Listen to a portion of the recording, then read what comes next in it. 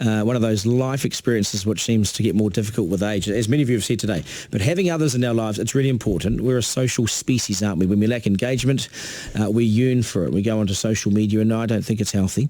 So how can we set about making new friends once school's a distant memory and those guys have moved on, or the girls, and the kids are too grown up to even return our calls? And, well, we're trying to find a coffee group to talk to us, someone in a coffee group or a book club or something. Life coach Laurel McLean joins us now. G'day, Laurel. Hi, Duncan. Good advice for us. What is it? How do we make friends? Well, I think the first thing is that we are so into comparison, aren't we? And so many of us think that everyone else has got these great besties. But in all my years of coaching, constantly people say that socialising and entertaining is the thing that they just don't do enough of. Yeah, so because they're so, and we often talk about this on the program, so it becomes quite overwhelming at times. We are stuck to our devices and we think people are friends behind the screen. They're not really, are they? No.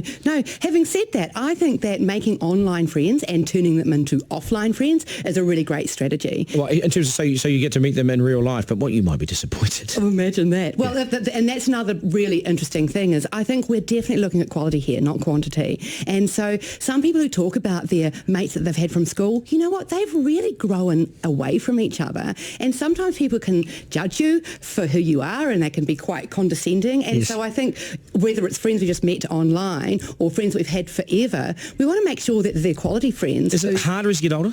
Okay, so if you look at the Psychological Bulletin, they've talked about, they did nearly 200,000 people and they looked at it and they said that it's really the quantity of friends. So it's up until our mid-20s, we've got a whole lot of them, and then as we get older, that just reduces. Having said that, if you look at the survey, the social survey that was done in 2016, 16 to 24-year-olds are the most loneliest group.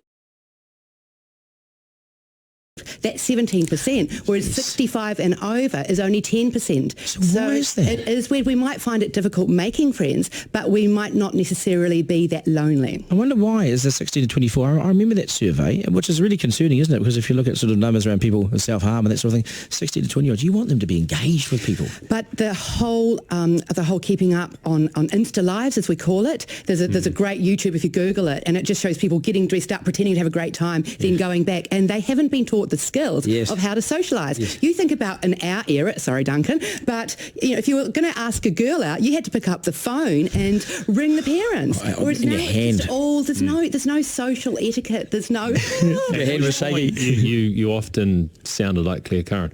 There you go. Yeah. What about this is more of a warning. Human beings are hedonistic.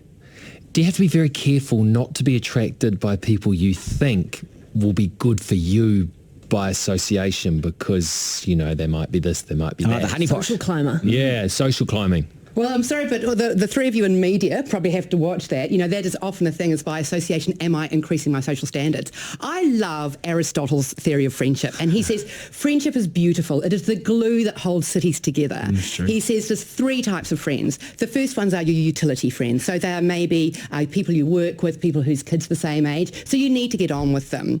Then you've got the pleasure friends. They're the ones who you just have a good time with. You might get onto the booze, but then you've got the friends of virtue, and those are the ones. It doesn't matter. It's not just that common thing of the kids, and when they grow up, suddenly you realise you've got nothing in common. And that's what we need to look for. And I would say in that utility place, that's where the social standing is. So really, friends for a reason, a season, or a lifetime? Kind of, yes. I like it. It's basically, if you think about it, and it's great to have pleasure friends, right? I've got friends that I just go out, well, not so much on the booze with anymore. Yes, you do. Go in a minute. We got to go. You go on the booze. It's too early. Just wait a few hours. Okay, Laurel, nice to see you. Thanks, Duncan. You're welcome anytime.